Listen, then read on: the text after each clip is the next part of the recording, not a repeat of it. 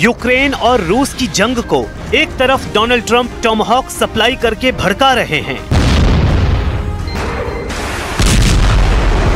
Putin और Zelensky की दुश्मनी को हाइमार्स वाले लॉन्ग रेंज रॉकेट डालकर खौला रहे हैं। नेटो को F-16 सप्लाई करके रूस को बता रहे हैं कि अब हमला मॉस्को से आगे किया जाएगा। डोनाल्ड ट्रंप ने हर तरह के हथियार ज़ेलेंस्की और उनको बचाने वाले नेटो साथियों को सप्लाई करने शुरू कर दिए हैं। पुतिन को डराने के लिए डोनाल्ड ट्रंप की हर चाल बहुत ज्यादा विध्वंसक है। उसमें खौफ भी है, उसमें आग भी है और उसमें साजिश भी है, क्योंकि ज़ेलेंस्की जिस दुश्मन से करीब 4 साल से जूझ रहे हैं उसको टक्कर देने के लिए अब डोनाल्ड ट्रंप ने बहुत बड़ी चाल चल दी है। यूक्रेन में पुतिन के युद्ध को खत्म करने के लिए डोनाल्ड ट्रंप ने बहुत बड़े लड़ाका लीडर को उतारने का फैसला किया है। ये रूस की सेना की कामयाबियों को कमजोर करने वाला बहुत बड़ा कदम माना जा रहा है।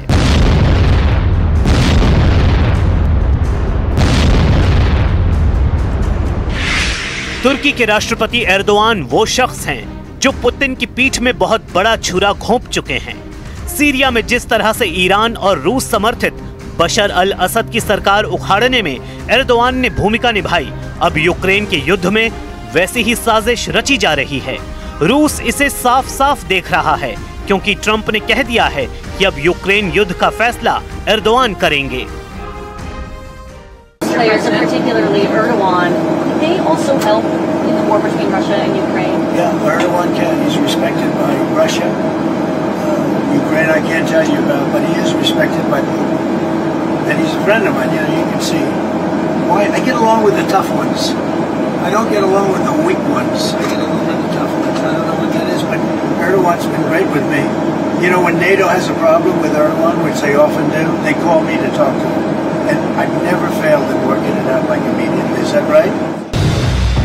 25 सितंबर को व्हाइट हाउस में जब ट्रंप की एर्दोआन से मुलाकात हुई थी, क्या तभी ट्रंप ने एर्दोआन को युद्ध वाला टेंडर सौंप दिया था? इस मीटिंग में तुर्की और अमेरिका के बीच बहुत सी खुफिया बातें हुई। दोनों के बीच सीरिया पर बात हुई, दोनों के बीच फिलिस्तीन मुद्दे पर बात हुई, दोनों के बीच ईरान और इजराइल के साथ साथ यूक्रेन युद्ध को लेकर भी चर्चा हुई। इस मीटिंग पर पूरी दुनिया में यही कयास लगाए गए कि एर्दोआन अमेरिका की हर बात मानने को राजी हो गए हैं। ट्रंप ने भी इशारा कर दिया कि अब तुर्की को वो हर हथियार मिलेगा जिसकी वो डिमांड कर रहा है। इस फहरिस्त में सबसे आगे नाम F-16 और F-35 का रहा, जिसकी डील को लेकर अमेरिका ने तुर्की पर रोक लगा दी थी, क्योंकि 2019 में तुर्की ने रूस से S-400 सिस्टम को लेकर डील की थी। We do a lot of trade with Turkey, and we're going to continue. We're going to do some additional trade. They want to buy F-16s, F-35s, and some other things, and we're going to talk to them about that. And we're just going to have, I think, a very interesting couple of hours. Gaza से लेकर Lebanon और Syria से लेकर Iran तक Netanyahu का युद्ध वाला ख्वाब पूरा करने में तुर्की ने बहुत बड़ी भूमिका निभाई है। इसकी वजह है ये शख्स, जिसको दुनिया पहले अबू मोहम्मद अल जुलानी के नाम से जानती थी, लेकिन दुनिया में अब ये अहमद अल शरा के नाम से जाना जाता है। जुलानी ने सीरिया में ISIS के आतंकवाद की जड़ें मजबूत की थी। खुद अपने हाथ से पता नहीं कितने मासूम लोगों के सिर धड़ से अलग कर दिए। इसी जुलानी ने 8 दिसंबर 2024 को सीरिया पर कब्जा कर लिया था, क्योंकि उस तख्तापलट में तुर्की और अमेरिका के अलावा इजराइल ने भी जुलानी की मदद की थी। ये बात खुद नेतन्याहू कबूल कर चुके हैं कि उन्होंने सीरिया में बशर अल असद को सत्ता से बेदखल कर दिया। कभी इस शख्स पर अमेरिका ने $1 करोड़ का इनाम रखा था और अब ये सीरिया का राष्ट्रपति बन चुका है। तुर्की का करीबी जुलानी डोनाल्ड ट्रंप सरकार का भी यार बन चुका है। पिछले साल 8 दिसंबर को सीरिया पर कब्जा करने के बाद जुलानी तुर्की और अमेरिका का खासम खास बन चुका है।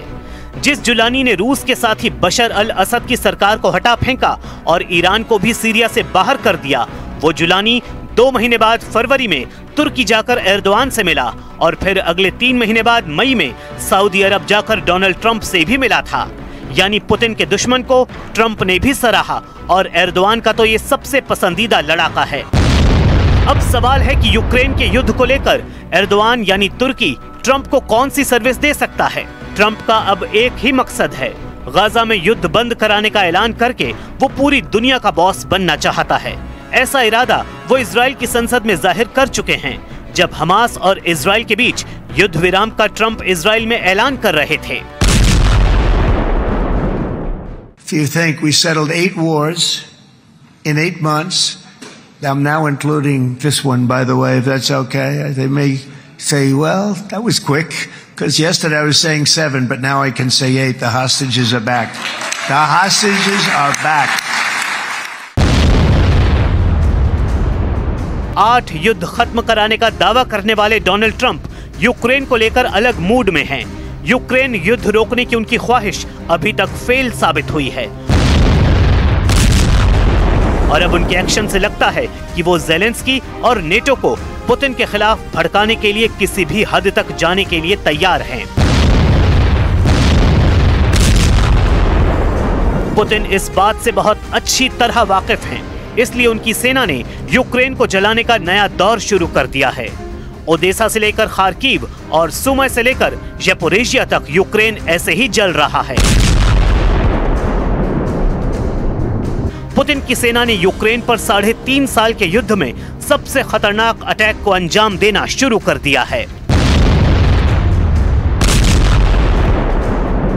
रूस इस बार यूक्रेन पर नहीं बल्कि नेटो पर सबसे बड़े हमले के लिए खुद को आजमा रहा है, क्योंकि अमेरिका और नेटो ने भी रूस को दबाने में कोई कसर बाकी नहीं रखी है। ये है पुतिन की यासीन क्लास की पनडुब्बी और ये है पुतिन की ऑस्कर क्लास की पनडुब्बी। दोनों न्यूक्लियर सबमरीन हैं। दोनों डोनाल्ड ट्रंप की उस धमकी का जवाब देने के लिए तैयार जो उन्होंने पुतिन को दी है। दोनों सबमरीन के कमांडर टारगेट सेट करते हैं।